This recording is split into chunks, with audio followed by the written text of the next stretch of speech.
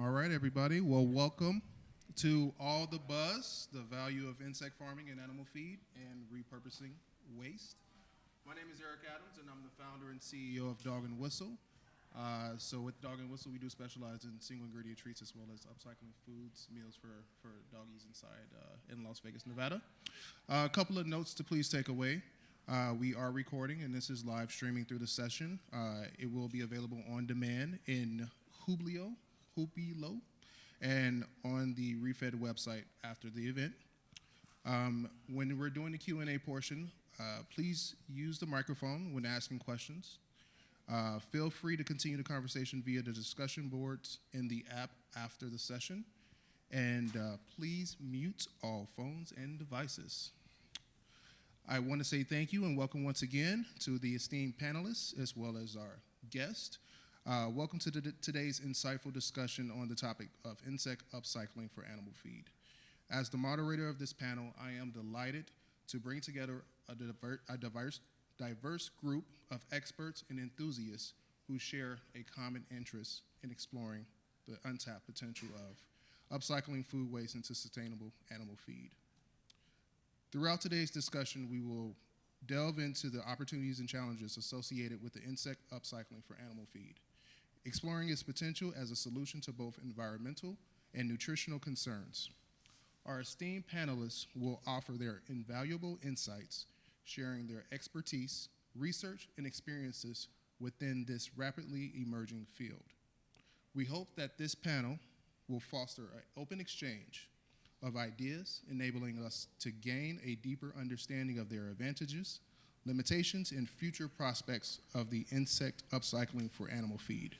Together, let us explore how we can contribute to more of a sustainable and efficient food system, one that not only nourishes human populations, but also benefits the planet and its inhabitants. Also, not only as an entrepreneur, I want to speak a little bit about the Upcycle Food Association. The Upcycle Food Association, I am a fellow board member. We're a nonprofit food association with a dedicated mission to catalyze the upcycled economy and combat food loss and waste across the entire supply chain. At the heart of the UFA's efforts, it is the Upcycled Certified Program, a flagship third-party verified initiative that empowers companies to showcase how their products prevent waste and make a tangible impact. So after I spoke a little bit about the UFA as well as about myself, I want to introduce our panel. I'm Sarah Schlafly, the founder of a company called Mighty Cricket, which is based here in St. Louis, and we manufacture products made from cricket protein. So we have a line of protein powders and oatmeals that are currently sold on Amazon and in a few retailers such as Fresh Time. My name is Jonathan Fife. I'm the co-founder and CEO of Bright Feeds. We convert food waste into animal feed, and we do not utilize insects, so it's a direct process that converts food to animal feed. I have my own mic, I guess. I'm Pat Crowley with Chapul Farms. We're an insect farming company. We take food waste and feed it to insects, and we try to co-locate facilities with where waste is being generated in large volumes based in McMinnville, Oregon. Mine. Hi, I'm Sandra. I'm with Kipster, and we are an egg farmer. We were founded in the Netherlands in 2017. And since October, we're also producing eggs in the United States. Our farm is in Indiana, and we have a co-branding with Kroger. Simple Truth plus Kipster eggs are on the shelf, mainly in the western states right now. And we give our chickens upcycled feed, so that's why I'm here.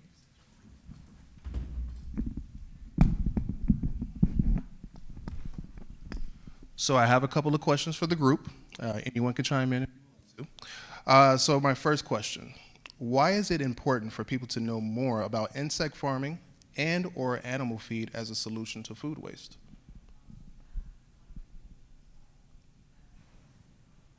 Question for the group, anyone? Yep. Oh, go ahead. I think, first of all, waste is entirely a human construct. That just the concept of carbon and nitrogen being waste, and then kind of segmenting that into food waste. That just means, food that doesn't go into the mouths of Homo sapiens. But on this planet that we're on, there's kind of a residual theme coming in terms of making our planet more adaptable. We need more biodiversity on this planet, and so, these resources that we have in the form of waste, it's critical to get them fostering into greater biodiversity on this planet. And it doesn't all have to be funneled into the mouths of humans necessarily. And so a lot of these projects are, how can we valorize this waste for greater biodiversity on this planet? So how can it go into feeding insects, into feeding chickens, into feeding mammals that create kind of carbon stores within biodiversity on this planet? And so just as we're looking at food waste solutions, it's not just about the humans on this planet. Even in the context of a more resilient human habitat on the planet, we need a greater amount of biodiversity. And so it's a wide range of solutions for the food waste, not just in the direct to human application, I think. Yeah, and I would just add to it, I think a lot of focus historically has been on anaerobic digestion and composting, and those are two great solutions and great options for food waste.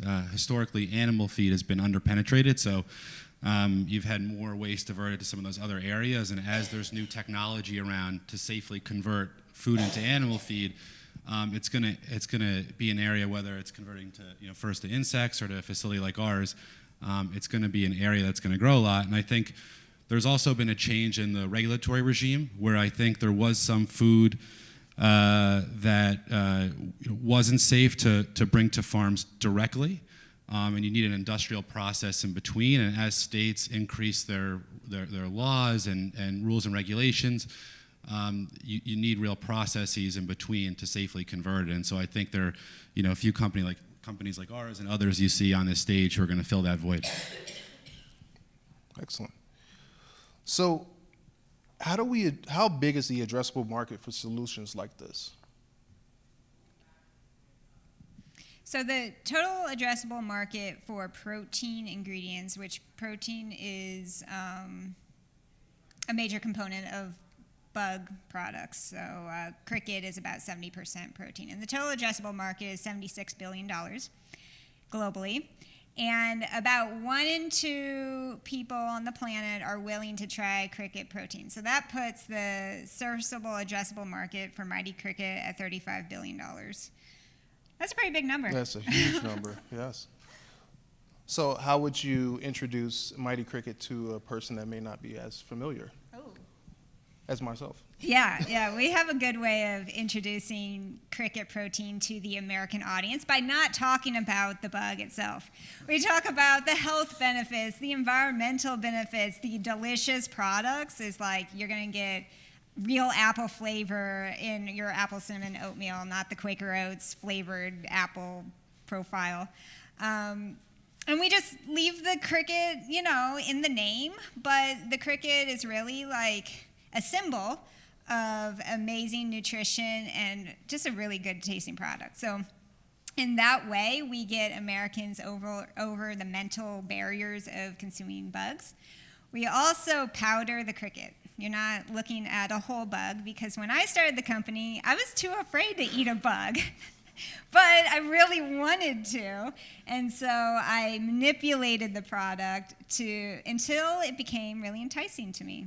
Who wants to, who wouldn't want to try a decadent bar of dark chocolate? And yeah, there's some bugs in there, but you're already eating 385 bug bits in your food every single day.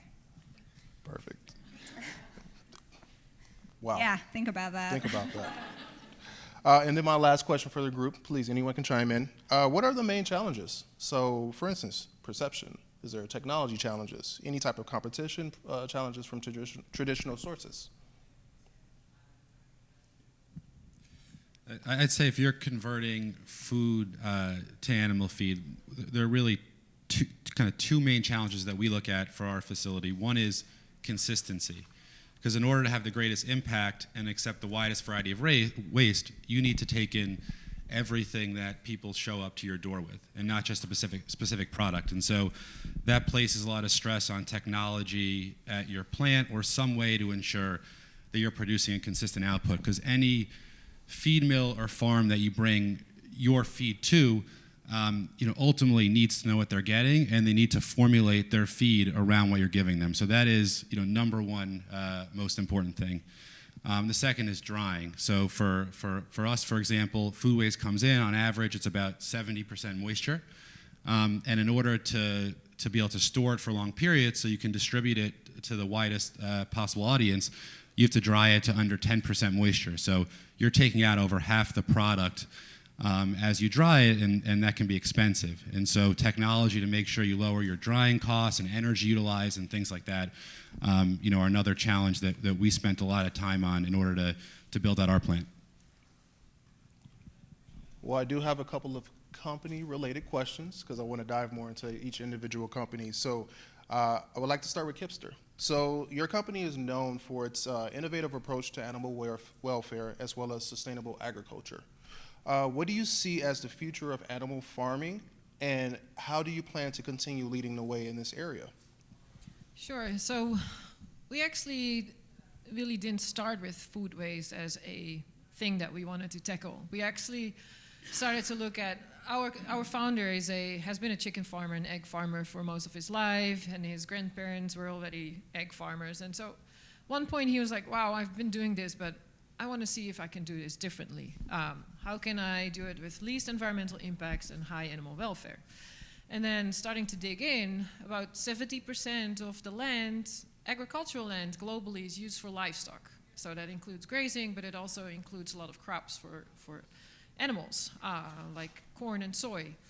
And then the demand for meat has been rising like 4 times over the last 50 years and is still going up. In the meantime, we don't really have more agricultural land to expand to without deforestation, plowing up the prairies here in North America, and all those things. So, and then there's a lot of people who are hungry, and we have a lot of food waste. So how can we take a step back and look at a bigger picture? And so what we decided is we don't want to rely on the land. Chickens, pigs, they're really great waste processors. You can give them anything, and they convert it into valuable protein for people. We used to do that many, many years ago. And cows are really great at grazing marginal lands that are not suitable for cropping. And then we can use the agricultural land to actually feed people with more diversity, with more nutritious products than they eat now. And so we started looking at Wageningen University, who did really cool research on feed food competition. So how can we use that food waste, the byproducts that are currently in the system, and feed animals? Of course, first we need to reduce food waste. But then there will always be byproducts from food manufacturing, from livestock processing, that humans don't want to eat or cannot eat, or even bakeries, the bread came out too brown or misshaped, whatever. Animals can eat that. And so we have now a feed that's about 90% upcycled, so bakery products, crop processing products, slaughtery waste, and we hardly use any land. We still use a little bit, but want to move away from it. And then the animals that are in the system, we want to give them the best life possible. So chickens are forest animals. So they like to climb, they like to hide, they like to perch. And so with the animal welfare organizations, we really design our barn to maximize that. So first, reduce food waste. The food waste that's in the system, we can feed animals. That means less animals, and that's okay, because we are over-consuming animal proteins. The WHO says about 45 to 55 grams of protein a day per citizen, per global person. We are in the US consuming about 115 grams, of which 70% is animal protein. So, and then we waste a lot of it. So that's why we decided to start Kipster and do it differently. Perfect, excellent. Sarah, Mighty Cricket. As one of the leading cricket farming companies, how do you see the insect farming industry evolving in the next couple of years? What challenges do you anticipate, and how do you plan to overcome them? So one of the things that we need to do, and Pat can speak to this, I'm sure, is really lower the cost of production for insect farming in order to get it to be more widely adopted. It's a niche industry, and there's not a whole lot of R&D that's been invested in it. Most of the cricket farmers historically have been in Thailand and in Vietnam. So we can do a lot of innovation on processes and technology. All that stuff that's gone into beef production and chicken production, we need to apply that to the insect space. So that's the next hurdle that's on the list for us in the insect world to overcome. And I think that once we work on that economic piece, then we can start applying it to food service and start being price competitive in manufacturing spaces. So I can keep a secret. Is there any new products that you're working on? You can tell me in my ear. if you want to. Right now, we're working on just really growing our current products. Nice. We have some ideas in the pipeline, but we don't want to spread ourselves too thin. Got it. Jonathan, so with Bright Feeds, can you tell us about your plans for developing and scaling your insect-based animal feed? Yeah, well, not insect, but animal, no. Sorry. Yeah, so right now we have a plant right near Hartford, Connecticut, which is permitted to process up to 450 tons a day, and so our first order priority is to get to the 450, and we're scaling it up rather quickly. And as we do that and develop our technology and refine our processes, we're looking at where can we build the next plants. And for us, a lot of the and I think in the earlier session on composting and anaerobic digestion, a lot of conversation revolved around logistics. That there's we think about our business in two separate ways. One is the logistics of getting food to our facility, and then the second is processing it. So when we think about working with the largest supermarket chains or food manufacturers, a lot of them are regional businesses, and so it's important to have a regional presence. So as we think about where to locate our next facilities, we're very focused on the Northeast, and then also we follow very closely changes in policy.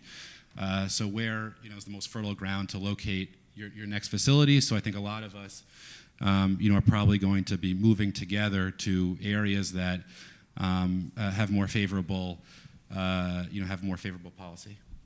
Perfect. Do you see your product evolving in the coming years? Like, what type of evolution do you see? Yeah, so a lot of our evolution is going to be on the technology side. So, where we spend all of our time is how can we be as consistent as possible, and that drives everything that we source and the rest of our process. So, our engineers are, the way our facility works is it's an algorithm-based process where food that comes in, we're measuring with sensors, how much protein, fat, fiber, and other nutrients, and then we're diverting and mixing it to be consistent. And so, to start, we started simple. Let's have one product, and now we're increasing that to 2 different blends, so we can start to customize for different animals. And over time, as our technology develops and becomes more sophisticated, we can really target specific blends for specific feed mills and things of that nature. But that takes time, and our coding team and engineers are working on how we make that process as sophisticated as possible so we can really customize. Nice. So, Pat, with Chapule Farms, your company has been at the forefront, from the very beginning, of the insect industry for years. What do you see the future of insect farming? Yeah, that's one reason why I'm at this conference. I think this is the future of insects, is really addressing large-scale waste. So insects right now are really this the focus is on protein and these protein factories, if you will. But really, what the role that they have to play is far greater in their ability to process these waste streams that we have in our societies, and then get that back in the soil. The insect frass, their manure, is incredible. It's this, it's the role that insects play often in nature. If you take humans out of it, they'll eat this decaying material, and then their excrement goes right back into the soil. But as it does, it passes through this, it all contained within a single larva, this entire ecosystem, this entire galaxy of beneficial microbes that are critical for soil health. And kind of as we're on this trajectory of acknowledging the current status of our soil, I think, food waste is assuming we can produce food in as large volumes as we are. And that's not necessarily a foregone conclusion when you look at kind of where the status of soil is. And so the future of insects is really in that role of taking this food waste that we have and getting it right back into the soil, but with the power of insects and with that kind of ecosystem-based approach to microbial biodiversity in our soil. And so that's a lot of the work that we're doing. We're located on a farm in McMinnville, Oregon, and we are doing a lot of soil trials. We've partnered with Soil Food Web, and their composting projects and their soil testing, and as well as some regional farmers that are adapting more kind of integrated pest management, more biological applications to soil. So that's really where I see the future of insects is that true kind of waste management tool, and not just in the that protein that ends up in the mouths of humans. As what? Are you focusing on black soldier fly? Yeah, right now we're focusing on black soldier fly for production, primarily because compared to a cricket, they're a saprophytic insect, and so that just means they eat rotting, decaying material at high moisture content. And so all of that waste that's being produced in really, at 70% moisture, they can just consume it without the energy inputs of drying that out. And so our facilities are focused right now on wet waste streams, where they're being produced, how do we grow insects essentially on top of that. And so, beverage production, juice processing facilities, all of that pulp that's really moist and is a challenge for compost, for landfills, et cetera. That's a real valuable niche that they play. So I have a two-part question for you, just because I wanted to dive in a little bit more about Chaparral Farm. So can you tell me a little bit more about the farm, and then also what inspired you to start this? Sure. I'll start with the inspiration, I guess. My background was I was a watershed hydrologist, and that just means kind of a bird's eye view of our infrastructure, how do we manage our land and our water for the benefit of future generations.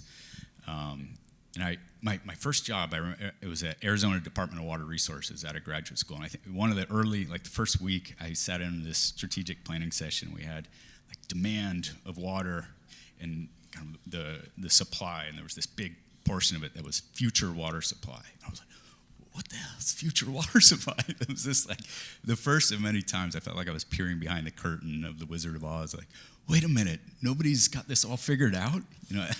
As we come of age, we realize adults don't have everything figured out, and that was kind of one of those epiphanal moments of wait a minute, this is critical to our survival. There's not a plan for this right now, just like there's not a plan for managing food waste. That's kind of the role that we play right now. So it was just so inspiring, because I think that I'm of the opinion with knowledge comes obligation. And the more I learned about these really underlying problems to our society, the more I felt an obligation to do something at that foundational level. In insects, I thought represented,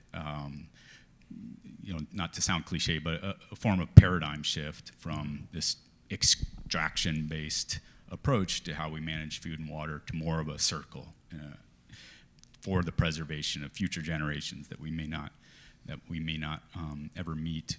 And so that was some of the inspiration in a lot of the work that I was doing and my colleagues were doing from a planning level was often just muted by shorter term market incentives.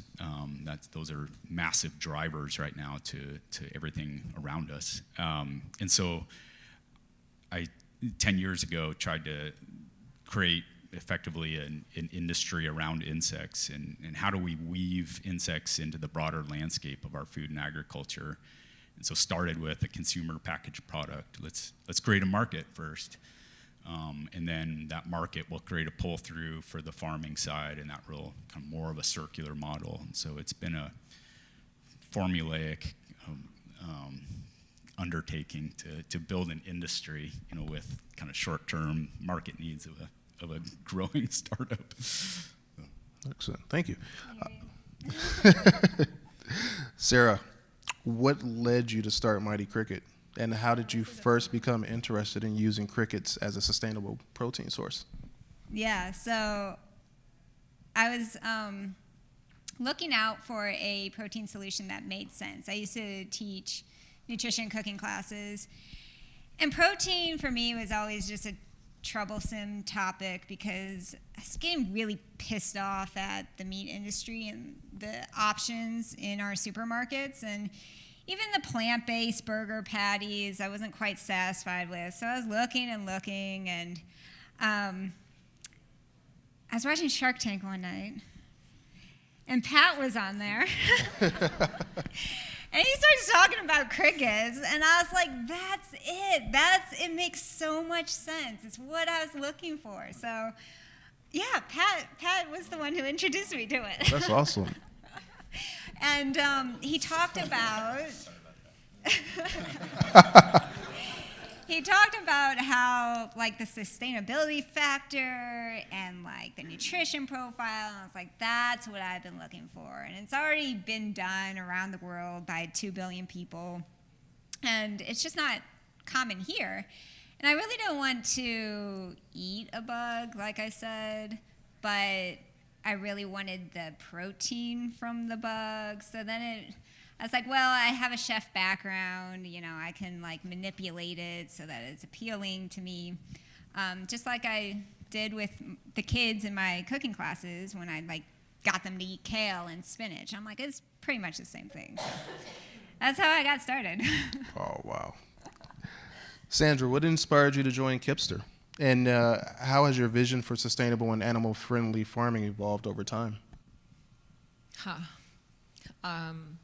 I've been at this for more than 20 years. The sustainability, I remember when I started, I worked for an NGO that provided guidelines for companies on how to report sustainability, and it was always the marketing people who made really beautiful reports every year, but nothing happened.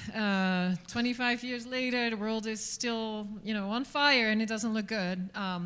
Over the last decades, I've worked with a lot of farmers, with a lot of food companies, through my NGO roles, trying to bring together people like how do we define, how do we measure, how do we move forward. And I just got to this midlife crisis where I feel like, can we move beyond pilots? What Dana was referring to this morning. Like, if we really want to do something, we got to do something, and not just talk about it. And then what I always hear is like, oh, we can't do more on animal welfare. It costs money. No, we can't do animal welfare and environment because there's trade-offs. No. So then I met Ruud, the founder of Kipster, and he showed me this whole other picture. He showed me that you can do it. You can do high animal welfare, environmental performance, and actually make it work. We won't become millionaires, but we don't need to. That's not our goal.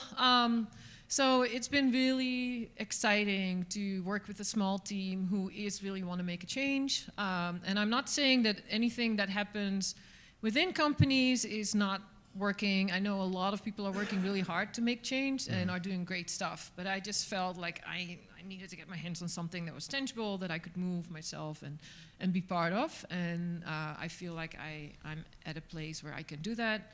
And make that change. I still hope that everything else keeps moving, and please continue the work that you're doing, but that was it for me. So one of the things that I've, throughout the years, you always look at the health and well-being of the livestock on these farms. How do you ensure that the chickens on your farms are able to live in a way that aligns with their natural instincts and behaviors? So we actually also took a step back there and sat around the table with animal welfare organizations and looked at the nature of our birds, which is, as I said, a forest bird. So they don't like wide open spaces, they don't like rain. A lot of them get scooped up by predators if they're outside. So how can we give them a safe environment where they feel like they can just be their natural self, like dust bathe and climb and perch and sleep upright and forage all day. So we designed a huge indoor garden in our barn. It's all a glass roof, so they have a lot of daylight. We still have a little bit of an outdoor space. Unfortunately, we can't use it because of avian flu, but the chickens can roam around inside. And so we also make sure we walk through the barn daily to see if there's any birds that are sick or ill or whatever, to take care of them. And so we try to do the best that we can, but they're still in captivity. They're still going to get killed. So that's just the downside of farming with animals, but we're trying. Thank you. Jonathan, can you explain the cutting-edge AI and drying technology that Brightfeed uses in its food waste processing? Yeah. So first on the AI side, we have a team of coders that work on utilizing the data in our sensors that give us the nutrition that comes through to then divert it to different hoppers and bins based on the composition, and then understand what's in those hoppers and bins so that we could create a consistent mix. So we're constantly pulling a different amount from each bin in order to meet the demands of our animal feed customers. In that process, we're continuing to develop and automate so that once food gets to our facility, our algorithms do the rest, and really until it reaches our customers. The second is on the drying technology. Very early on, we partnered with an institute called CARD, the Center for Advanced Research in Drying, on ways that we could dry utilizing as little energy as possible. And so we have an exclusive license to a patent that utilizes a new way to dry food waste that doesn't use natural gas, which had historically been the way that most food waste was dried. And so it's a big piece of our company because everything that we do is to limit the carbon generated from food waste. And so that means not just from preventing landfills, not just from preventing as much food that needs to be grown for animals, but also always looking at our process, whether it's solar panels, drying technology, how our AI can cut down our energy use. And so, two engineers that we partnered up with very early on were the head of engineering from Boston College and head of engineering from the Worcester Polytechnical Institute, and they've been, they're big in sustainability. They've been huge partners in our company, and each day we're looking for ways we can reduce the energy that we use. Excellent. Pat, can you give us an example of a successful collaboration that you had with the client incorporating insects? Yeah, sure. That's kind of at the core of our business model is collaboration. As we build these projects, the metaphor we use is it's a dinner table, and each stakeholder has a different seat at the table, and so it requires that level of collaboration. But I think a measure of success will be fun in this scenario. So one of the most fun collaborations that we have is based in Oregon, and so I was starting to mention we started a nonprofit. It's called Attainable. It's attainable and sustainable. That's a management arm of this 600-acre regenerative farm that we're on with Dr. Elaine Ingham and the Soil Food Web. And so that's focusing on elevating waste to soil health commercial projects in their application at large scale. And so that's where our innovation center is based. And so we're regularly taking in waste streams from, there's a kombucha company that we take their byproduct from. There's a whiskey brewery that take byproduct from. There's a Native American casino that we take their food waste, their pre-consumer food waste from.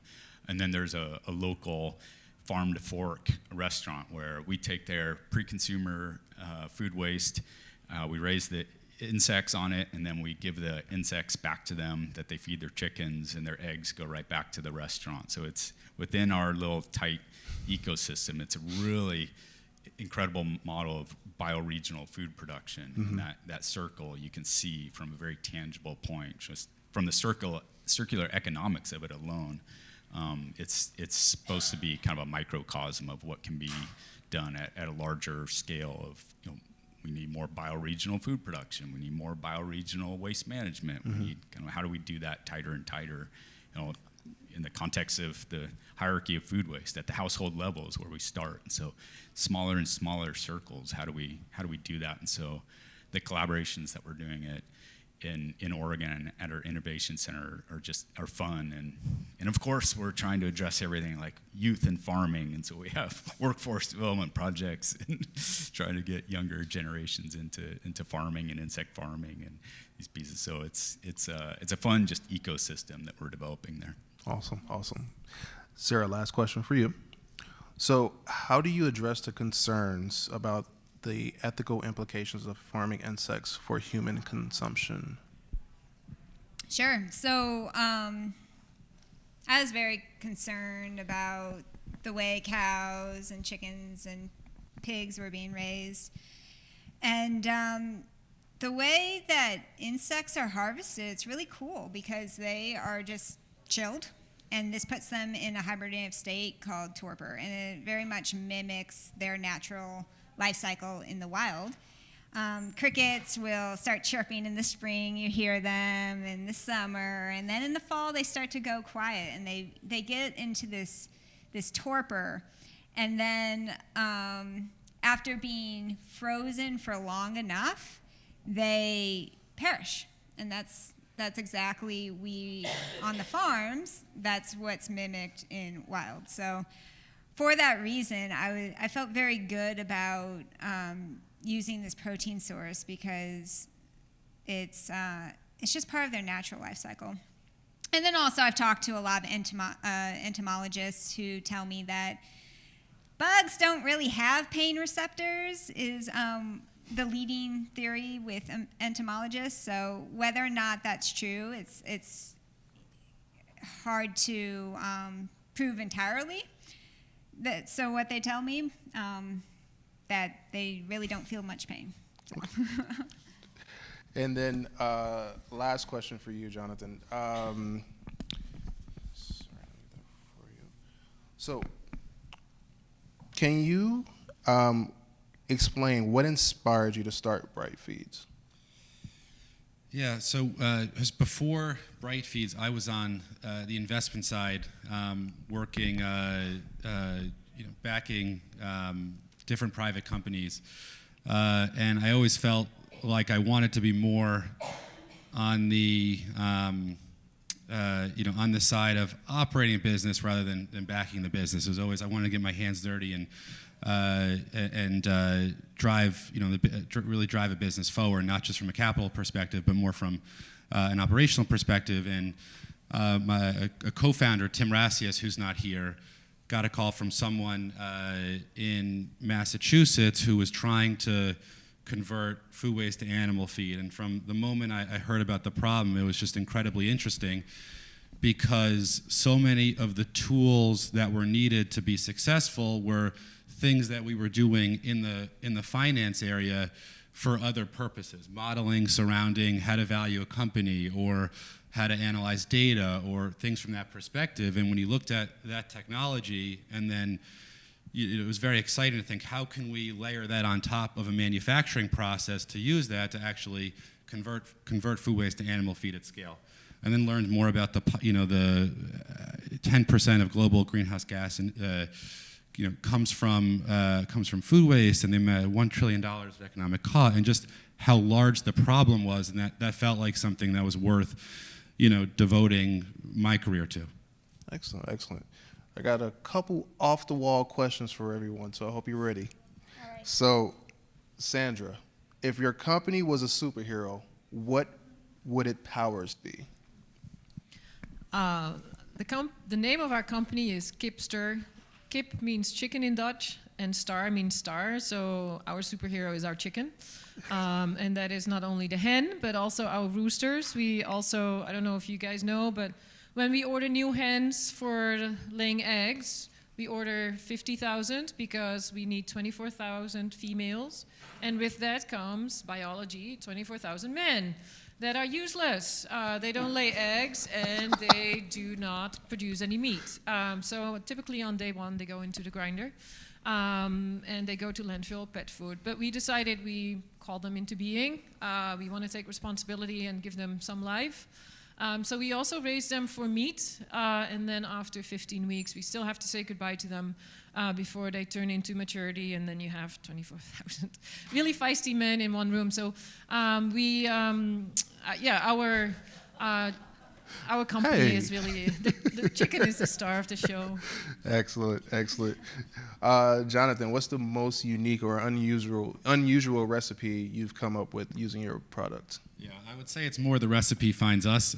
We have parameters around protein, fiber, fat, but the sources from which we can draw that protein, fiber, fat really vary. So you can mix a certain spice with protein, with there's all eggs. There's all sorts of sources of nutrition that come into our facility. So it does not resemble a restaurant where every ingredient is sourced and you plan for it. It's the ingredients find you, and so it means you can have some very interesting and eclectic mixes from time to time. I mean, we can also do pet food and things of that nature. That's Create right. some cool pet food, right?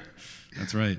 Pat, what's the most interesting or surprising feedback you've received from a customer about your product? We are at lunch, so you know that one's coming. This was, I'm going to start. I have two. We started with consumer packaged product. We had a cricket bar. It was very bootstrapped, sold them at farmers markets, and it was, we were the first ones to commercialize it, and so it was just, we were blowing people's minds, and nobody had heard of the concept. And so it was like constant, like negative feedback, like, oh, that's wild, that's gross. And then, like, I remember this one woman in particular. She was a tomato farmer, and she just like was in the background and just listening to our pitch and everything. And then when she waited for it to calm down, then she just came over to each one of us behind the booth and like shook our hands and just like said, like, thank you so much for what you're doing. It was like so heartwarming. It was like, okay, I can take all of these all this negative feedback now. That was really, it meant a lot. This woman and her tomatoes. But then the one I think we were talking about was this was in 2014. This was before Shark Tank, but we framed this comment. It was in an article, and it said it was 3 out of 5 stars was the review, and it said, at least they're better than the shit sandwiches Obama has been feeding us the past 4 years. So we framed that one. We were like, that's positive feedback. They said better then. And that was one of those days of like, oh yeah, you don't read comments on articles. Yeah. That's a whole world to avoid. I learned that back in the day. I had an interesting comment from someone the other day who was very critical of the product, saying that they believe in eating protein from the animal kingdom.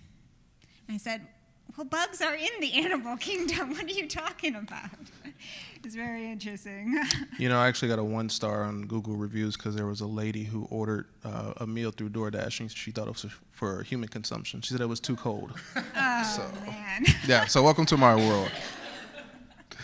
And then lastly, Sarah, if you had a celebrity to endorse your product, who would it be and why? All right, well, I missed the prep for this question, but, our mascot is, of course, a cricket, and our tagline is small but mighty, so we think about bugs being like such small, overlooked creatures, but they can do really mighty things, as Pat's touched on, with just the whole circular economy and even the nutrition punch that it packs.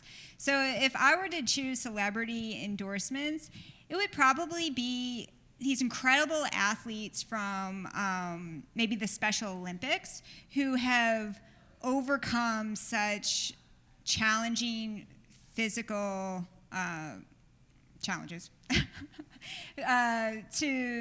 to create these like amazing feats. Mm-hmm. And to me, that's a small but mighty mission. Awesome. And yeah. Awesome. Well, we're going to open it up to the audience for Q&A. We have the microphone right here in the middle. So if you're interested in asking this amazing panel some questions, please state your name, and we'll go from there. Yes, the microphone's in the back. Yes, no worries. I'll step off stage and bring it to you. Come across so lazy now, yeah. I didn't notice it, sorry. So my name is Sanne Stroosnijder. I work at Wageningen University in research. And I have a question for the two insect producers. In the Netherlands, we have a flourishing industry on black soldier fly production, the larvae. But what I do notice is that they actually source quite clean waste streams with very strict specifications. And I hope in the food waste future, they will feed their insects on very gross stuff. But can you maybe share your thoughts on that? Yeah.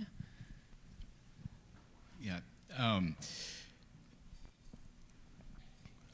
A big part of what the challenges that we have are just how new it is across the spectrum. And so it's just in the case of like investment into the space, they have their risk profile. And so it's always, from an environmental science perspective, it's crazy that like feeding an insect to a chicken or feeding it to a fish is a new market, you know, when they evolved eating this before humans even came on the scene. But and the same thing with like, it's a new technology. But they fit these categories of newness, all this risk of investing into this space. And so we're doing everything we can to just take the paths of lesser resistance. And right now, the paths of lesser resistance are cleaner feedstocks, cleaner waste streams. In our case, we're trying to find fairly homogeneous, produced with low seasonality, large volume, has that moisture in a single location. And so, you know, corn bioethanol, whiskey production, that's a path of lesser resistance. We can build right there on site. There's no transportation cost, et cetera. And so, but yes, of course, they should eat the grossest of the gross. Sewage, sludge. Yeah, absolutely. Pieces, absolutely. anything. Yeah, they can. They love it. But then that, you know, in this current evolution of the industry, they're protein factories. And so the regulations around feeding them the animal feed, we can't feed them that. And so as we take the industry to more of a waste management tool, as we invite insects in to help solve these challenges, then the frass becomes more important. Their manure, because they're these homogenizers of these like high bacterial loads and high viral loads. Like when they eat it, that microbiome has evolved to homogenize it and have less kind of pandemic outbreak of that microbiology. And so that's why I was saying the future of the industry is in that waste management and in the frass and in the soil. If we can get the economics to be compelling enough to build, you know, large infrastructure projects, it's going to take some time. And so right now, to mitigate like first of its kind technology, let's get some facilities in the ground that are protein factories. Transitional steps. Yeah, transitional steps. There you go. That was a good summary of my long-winded answer. Thanks very much. Yeah. Yeah, another challenge with the cricket production and feeding waste to crickets is that if the grass trimmings have pesticides on them, it'll kill them because, you know, crickets are a pest. So cricket feed has to be very clean, a lot of organic waste rather than conventionally produced waste. Thanks. Thank you. Hi, Hi. thank you for being here and speaking with all of us. My name's Tori, and I'm from the Harvard Food Law and Policy Clinic. And I'm hoping you could speak a little bit more about what are the different policy and regulatory challenges to your models and the work that you're doing. Jonathan, is that your name? You mentioned like a favorable policy landscape, so if you could like speak more to that and kind of what you mean about that. Thanks. Yeah, so from a policy side, many states in the Northeast, California, and others they've implemented laws where if you're within a certain distance from a food waste or from an organics processor, you know it's illegal to go to landfill or incinerator. And so that's a great start. And 5-6 years ago, some of these laws were implemented. It's still today, many of them aren't enforced, but you're seeing steps towards enforcement. But I think as a processor, we located our first facility in Connecticut because they have a rule: if someone's within 20 miles of us, they have to bring to us, and eventually, enforcement will come. So from a policy perspective, that's pretty important. And I think on the food safety side, there's actually been probably more regulation, not less, in terms of what can be fed to animals, what categories of foods are food is safe, what type of testing you need, and that's very important to give feed mills and the ultimate consumers of animal feed confidence that they're buying a high quality product. And so if without regulation, you kind of throw the baby out with the bathwater, but with more regulation on that front, you reward those that have better processes and procedures and technology, and that allows the industry to move forward. Anyone else wants to jump in that question? Yeah, on the policy side, since we give upcycled feeds to our chickens, some certification bodies require vegetarian feed for omnivores. And so our chickens do get animal protein from because we think it's a really good protein source, to also use less soy. But we also run into some of the innovative new feeds that we cannot feed because we work with one feed mill who produces one mix for us, but they can't take certain animal proteins in the feed. And so that is where we run into some of the regulatory challenges as well, working with our feed mill, like what's possible and not. So hopefully there will be some change there. All right, we got time for one more question. Young lady.